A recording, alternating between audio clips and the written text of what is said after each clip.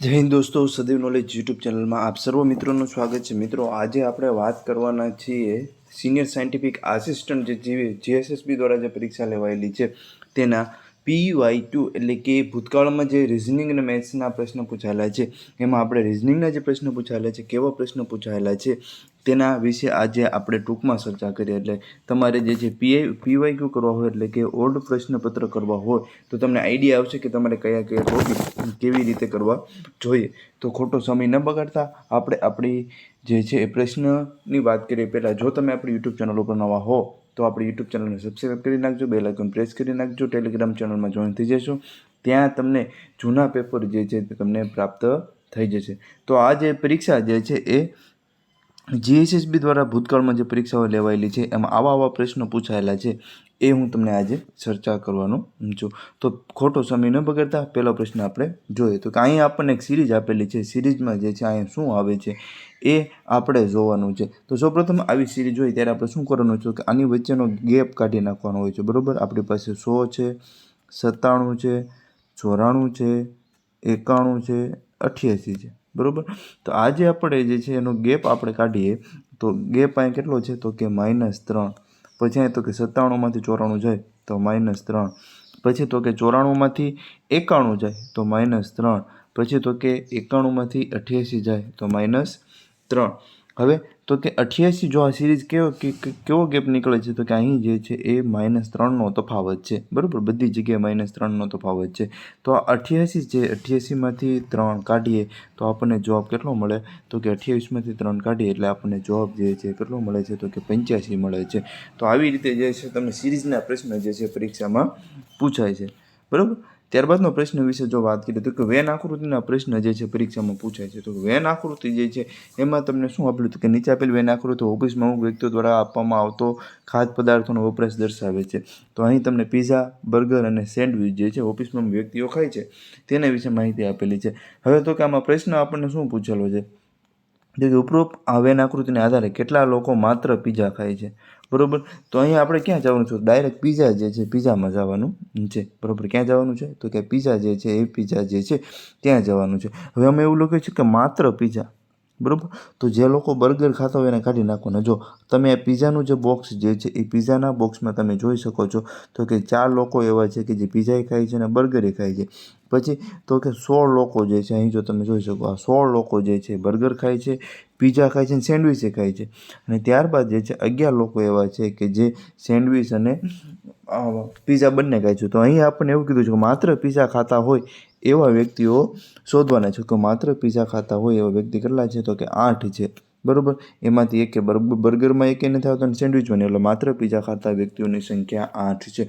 તો આવો જે છે રિઝનિંગના પ્રશ્ન જે છે એમાં તો કે વેન આકૃતિમાં તમને આવા પ્રશ્ન પૂછાશે। ત્યારબાદના પ્રશ્ન વિશે જો વાત કરવામાં આવે તો આમાં તો કે નીરા મનુ કરતાં મોટી છે, બરાબર। તો કે અહીં આપણને જે છે એ ઉંમર કોણ મોટું છે એવો પ્રશ્ન પૂછવામાં આવેલો છે। તો અહીં આપણે વાત કરીએ તો કે નીરા જે છે મનુ કરતાં મોટી છે। તો નીરા જે છે આપણા નીરા, બરાબર, એ કોની કરતાં મોટી છે તો કે મનુ કરતાં મોટી છે। તો આ નીરા જે છે મનુ કરતાં મોટી થઈ ગઈ। ત્યારબાદ શું કીધું છે તો કે મનુ યોગેશ કરતાં ઉંમરમાં મોટો છે। તો કે મનુ જે છે એ યોગેશ કરતાં ઉંમરમાં મોટો છે। તો યોગેશ જે છે નાનો થાય છે, મનુ મોટો થાય છે। પછી યોગેશ રાનુ કરતાં ઉંમરમાં મોટો છે, યોગેશ જે છે રાનુ કરતાં ઉંમરમાં મોટો છે। તો આપણને શું કીધું છે અહીં તો કે આભા એ નીરા કરતાં મોટી છે। તો કે આ નીરા છે અને આભા જે છે નીરા કરતાં કેવી છે તો કે આભા એ જે છે નીરા કરતાં મોટી છે। તો નીરા નાની થાય ને આભા કેવી થાય મોટી થાય। તો અહીં આપણને પ્રશ્ન શું પૂછવામાં આવેલો છે કે સૌથી મોટું કોણ છે? તો આ રાનુ સૌથી નાની છે અને આભા જે છે સૌથી મોટી છે। તો આપણો જવાબ જે છે આભા થશે। શું થશે તો કે આપણો સાચો જવાબ આભા થશે। આવો પ્રશ્ન તમને જે છે એ પરીક્ષામાં પૂછાય છે, બરાબર, સિનિયર સાયન્ટિફિક આસિસ્ટન્ટમાં। તો તમને જે છે આ પદ્ધતિના જેટલા દાખલા હોય એ બધા તમારે કરી નાખવાના છે। ત્યારબાદનો પ્રશ્ન જે છે એ તો કે જે અંકોને તેને ચડતા ક્રમમાં લખવામાં આવે તો સંખ્યા જે છે એમાં અંકો તેની સ્થિતિ બદલાય છે નહીં, બરાબર, એટલે કે જે તે સંખ્યા એ એમનેમ રહે।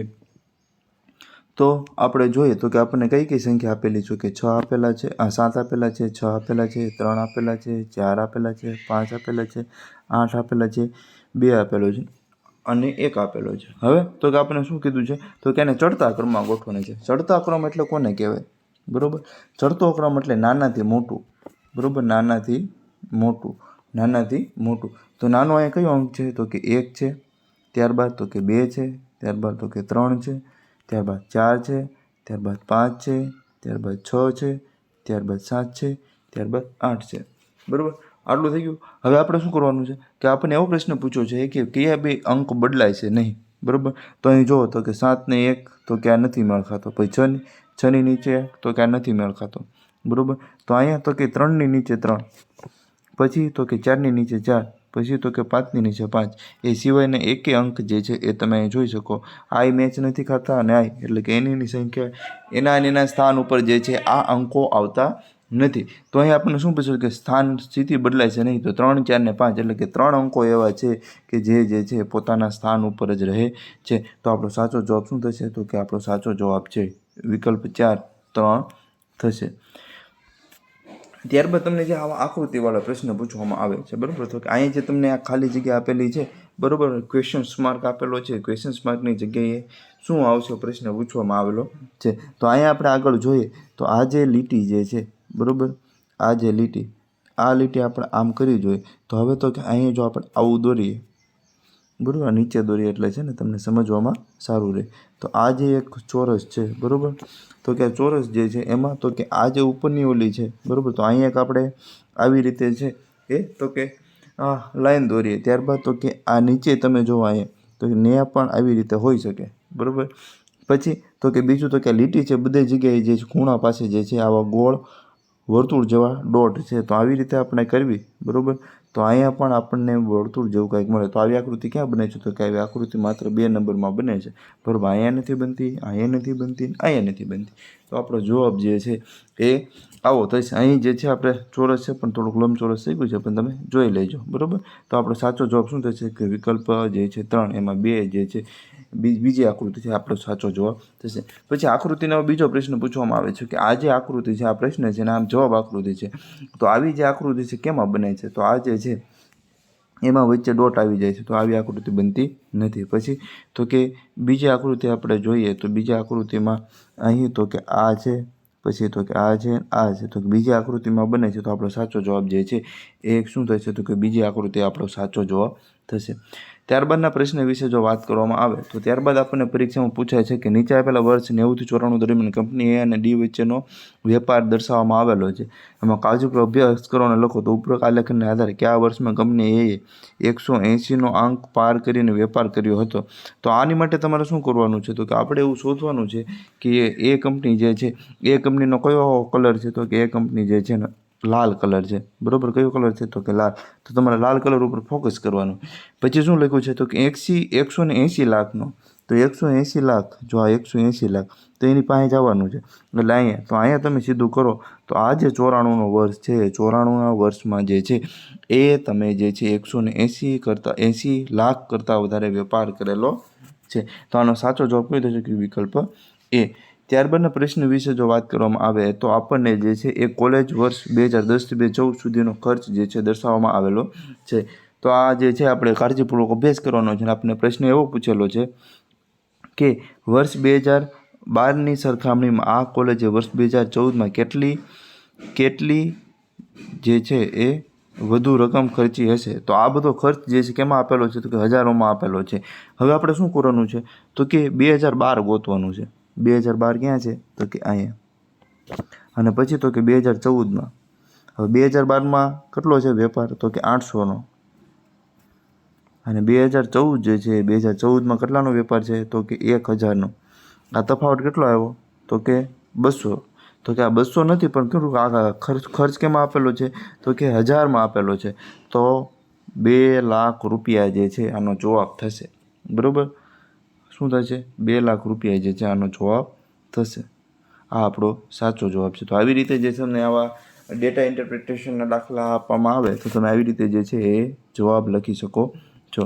હવે તો કે આપણને અહીં જે છે એ તો કે બ્લડ રિલેશનનો પ્રશ્ન પૂછવામાં આવેલો છે કે મુસ્કાનના પતિના ભાઈના પિતાની પત્નીનો મુસ્કાન સાથે શું સંબંધ છે? મુસ્કાન એક સ્ત્રી છે. બરાબર, તો કે આવો આપણને પ્રશ્ન પૂછવામાં આવેલો છે. તો કે આ પ્રશ્નનો જવાબ આપણે શું કરવાનો છે?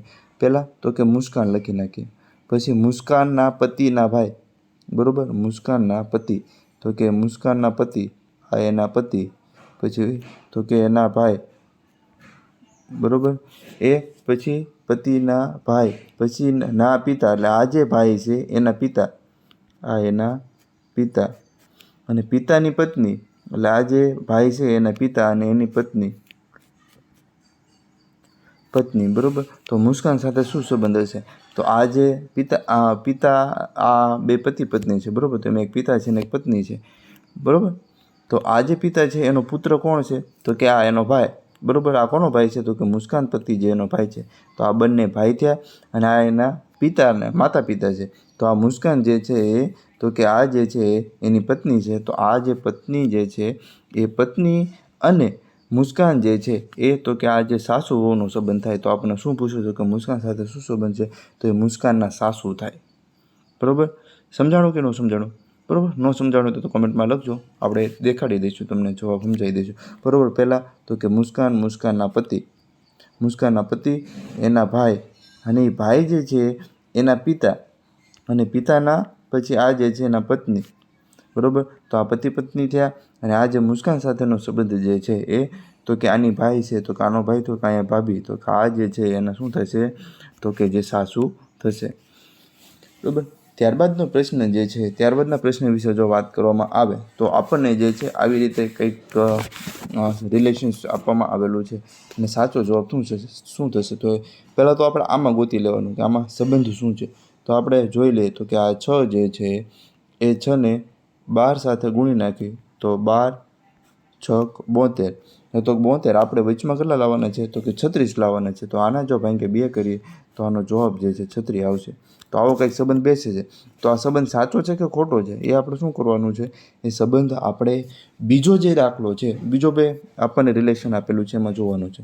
તો 9 × 24, તો કે 9 × 24 કેટલા થાય? તો કે 216 થાય. અને આ 216 અહીંયા આપણે ભાગ્યા 2 કરીએ તો અહીં 2 કરીએ તો આપણને 108 મળે છે. તો અહીં પણ 108 મળે છે કે આ રિલેશન જે છે એ બરાબર છે. હવે શું કરવાનું છે? પહેલા વિકલ્પમાં જોવાનું છે કે 7 × 28, તો એનો જવાબ શું થશે? તો કે 196. એને ભાગ્યા 2 એટલે કેટલા આવે? 98. તો અહીં જે છે 98 આવતો નથી. તો પહેલો વિકલ્પ કેવો છે? ખોટો છે. ત્યારબાદ બીજો વિકલ્પ જોઈએ તો 5 × 28 બરાબર 140. આ 140 ભાગ્યા 2 એટલે શું થશે? 70. તો અહીં 70 આવે છે એટલે આપણો સાચો જવાબ જે છે એ શું થશે? તો કે વિકલ્પ 2 જે છે આપણો સાચો જવાબ થશે. તો આવી રીતે જે છે એ, તો કે JC દ્વારા જે છે રિઝનિંગના પ્રશ્નો તમને આવા પૂછવામાં આવે છે. તો આપણે વાત કરી રિઝનિંગના પ્રશ્નો. ફરી આપણે મળીશું ક્યારેક ભૂતકાળમાં પૂછાયેલા પ્રશ્નો વિશે.